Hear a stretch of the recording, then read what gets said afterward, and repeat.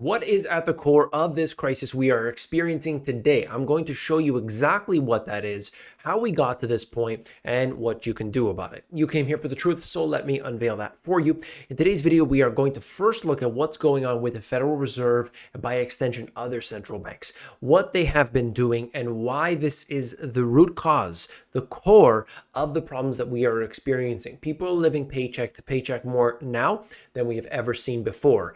Look at it compared to the height of the financial crisis and all other events prior to it, and you can see people are struggling during those times. But in a way, in many ways, in fact, things are actually worse, but we are supposedly in the good times. You have to understand how these metrics are calculated and things that have gone up until this point that have radically changed the way that we have been dealing with everything inside the economy. First things first, though, we need to look at the core. What is it all about? Now, what 60,000 headlines say about the Fed's next move? If you were on this channel, you knew exactly what happened with this AI thing I'm going to talk about before this article came out. Look, this is a brand new article, basically. And I brought you this information since all throughout, basically because I am obsessed with the Federal Reserve's data and I show you everything related to it. So you already know this, but let me explain why. This is important. Fed Chair Jerome Powell's dovish December pivot saved the U.S. from recession. Now, getting inflation back under control requires a hawkish reversal. This is what we talked about. All throughout, I was telling everybody, this is a different one. This is very different. Things have really changed here. Look at his wording, quoting. I've been showing you all of that. So you know already, right? Words are powerful for the U.S. economy. No one's more so than those of Fed Chair Jerome Powell. Okay, you could see that Bloomberg's Economics Fed Sentiment Index, powered by a natural language processing algorithm based on more than 60,000 Fed headlines, showed that in December, Powell delivered a major pivot. By hinting at a swifter shift towards rate cuts, he gave markets a boost and helped the economy dodge a downturn. Okay, I just want to talk about that for a second here. Number one, that's things like AI can do that, right? That's what's good about this so-called AI. It's not actually AI, but this so-called AI can parse through a lot of information and come up with a summary based on that. But I do that on my own. This is not artificial intelligence. This is just a guy who reads all these things and puts it together in the videos. It's a slow process, right? Because you have to pay attention every day. But understand what's been happening here, how we got to this point. More into it, okay? Look. You could see, so far so good, but there's a catch. 4 months on, with demand powering ahead and inflation stuck above target, Powell has been forced into a reversal. That started on the margins of the IMF's April meetings when he said it is appropriate to allow the restrictive policy further time to work, pushing the prospect of rate cuts further into the distance. And that's why suddenly we went from March rate cuts into June, July, and now they're talking about, oh, is it going to be in December? That's the big change, all because of, as they say here, December pivot. Pivot in words, not pivot in terms of policy, okay? That was a move in the right direction, but our index shows it only undid a fraction of the stimulus unleashed by his December pivot. That means that there's more to do to bring inflation back under control. We think that means more hawkish words to come, endorsing the recent upward move in yields, perhaps as soon as this week's Fed meeting. So this is where we start to get interesting. I want to break down what's happening as we go through, but understand that his words, Jerome Powell's, the FOMC statements, all the members of the FOMC, their words actually count towards what happens even before any policy action is taken. So what do we have here? We have the Federal Reserve committing at this point to keeping interest rates higher, but all the damage has already been done. That's the core. The damage has been done. You can't get around that. This was an interesting little drawing, and it was funny to me to see it, how you're seeing the two humans dancing, having a good time while the robot is doing the work. But when I look closely at the robot, it kind of looks like he's a little bit irritated and so on. And it just makes me think, This is the future since the Jetsons that we've been envisioning, where the humans get to have all the fun and the robots are doing all the work. Just like AI, artificial intelligence is going to ease the burden on us. Robots are going to do all the work for us. We're going to be on the UBI and dancing with our wives in the kitchen. We'll see if that happens. But there's a grand disparity that's been growing around the world. Some areas have actually improved in the last 5 years.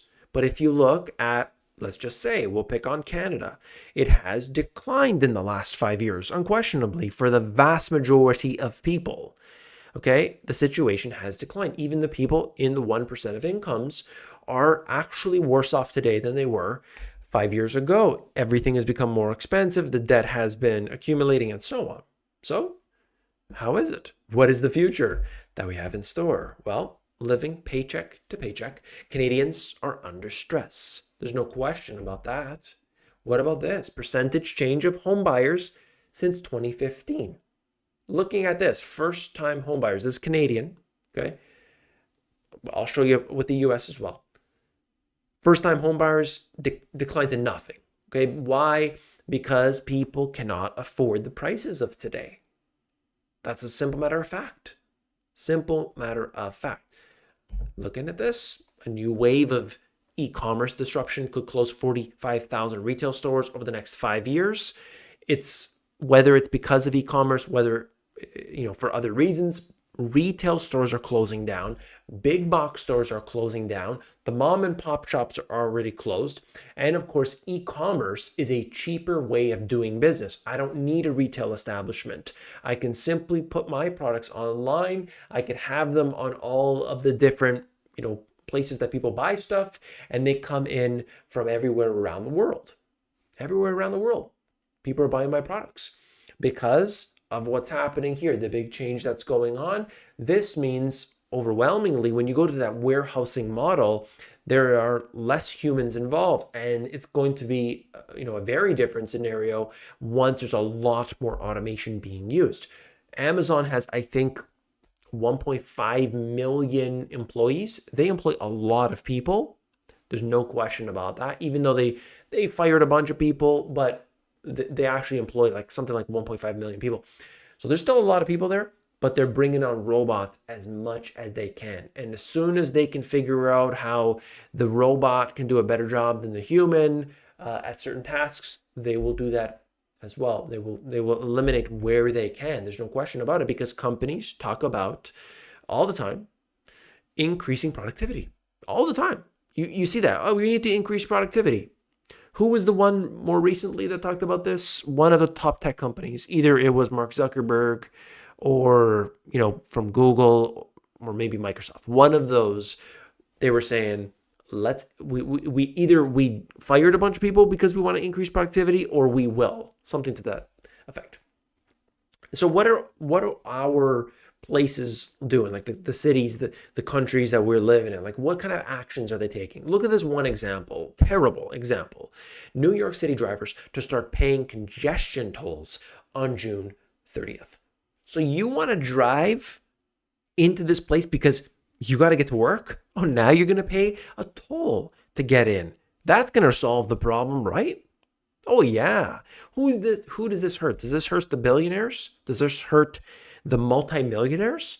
Or does this hurt the guy who's driving in his car that cost $3,000 that he bought 10 years ago, that barely can make it into the city, and he now has to take the subway in? He's got to go and find an alternate route now somehow, or maybe he's can't get work in that area anymore. He just can't afford it. This is terrible. This is a tax on people, and it's not going to impact the people at the very top.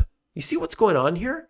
We are being squeezed, living paycheck to paycheck, and it's everybody. People love to fight with, amongst each other. Hey, that guy's got the BMW. That guy's got the Mercedes. He's bad. Well, it's not that, because everybody is getting squeezed. Sure, they might, if they drastically lower their basically sell the home, sell the car, sell everything, do that. But what has happened here since 2020 is that everybody has been squeezed to the point where they don't have much. Okay, they don't have that disposable income anymore. It's all gone. California fast food chains are now serving sticker shock. They give many examples within this here. All you need to know is, whatever the different fast food places are, they're charging more. The employees now are getting paid like $20 an hour. And so immediately these restaurants, if you can call them that, they started to increase their prices. There's no question, layoffs, whatever they need to do to remain profitable. What is the end result of this? Hey, the Jetsons. We're going to be going to there. It's going to be all based on robots, and that's the way we're going to be able to deal with it. Now, I thought to myself at a restaurant recently, thinking, what would be the optimal scenario where the food comes out from the chef cooks it. Hey, maybe it's a robot chef. The chef cooks it, and now I have to wait for somebody to carry that from all the way at the one end of the restaurant all the way to where I'm sitting, and it's not at optimal, temperature by the time it makes it over. It's been sitting there for even just say 5 minutes, even if they're efficient. It would be much better if that could be simply brought over instantly. So the chef puts it on the robot, or somehow it conveyor belts over and is delivered. I know they do have that in limited cases, but if they could figure out how to do that better, we're going to increase the efficiency, and quite frankly, less human beings are needed. Increasing productivity, right? Well, you see what's going on. This is one example of a country. This is UAE, United Arab Emirates, Dubai specifically, to proceed with a $35 billion expansion plan. So they are expanding the secondary airport. This is the secondary airport. It's going to be 5 times bigger than, I believe, than the current airport. Pumping in $35 billion into this because they are going to see hundreds of millions of people going through their airports. Okay, it's used as an international hub, all right? But what is going on here? If you look back in 2008, and you would have said UAE or Dubai as being the central hub of the world, it's going to host all these major events, it's going to be this, it's going to be that, you would have laughed at it. We see all those articles from back then, the half-done skyscrapers where they were building homes, and now look, they build a subdivision, they're already pre-sold. What's going on? In one place, they're investing billions and billions of dollars into the infrastructure. And in other places, Western places, the stuff is falling apart. My friends, this is a big concern. You see what's going on here? You devalue a currency and you run into problems long term. This is Japan to the US dollar. It is getting worse rapidly, and they have said we're not going to reverse this. We're not going to reverse this. And so the Japanese yen will continue to weaken. All they needed to do was admit they had a problem initially, deal with the consequences. It might have lasted a year, maybe it's 2 years. Hey, maybe it's 3 years, and they would have been back up and running. But instead, they make their people suffer for decades. Oh no, the economy's fantastic, right? Yeah, sure is. Sure is. This country is permanently ruined in this respect. Permanently. You cannot print money to resolve your problems. And so we have to learn from this. We have to have a period of darkness. We have to have a period where things are tough. That's just the way it goes. If you don't experience that, and they're going to take care of you, they're going to pamper you, we ultimately will have a hard time. The more that they do things to ease the burden, actually that's worsening it in the long term. We need to face the music, but we're not. We're not going to do that. And so as a result, currency devalues. What can you do about this? Of course, you can have your money in other currencies, which hopefully remain strong. If you're in Canada, for instance, is that going to weaken against the US dollar? Looks like it is. Do I want to be on the on the other side of that equation? Surely. Okay, so I teach people on the Sunday Business Live about that. What about if we compare this to some of these other countries out there that you look down the horizon 10 years from now, they look like they're going to be much stronger shape, but their currencies are weak now. We can invest in these places so that they will be better off in a 10-year period. There are many places, but it just shows us that things have really changed in the last little while. We need to watch out. I know that people have been stuck in their frame of mind and things, but we have to start opening up. We really do.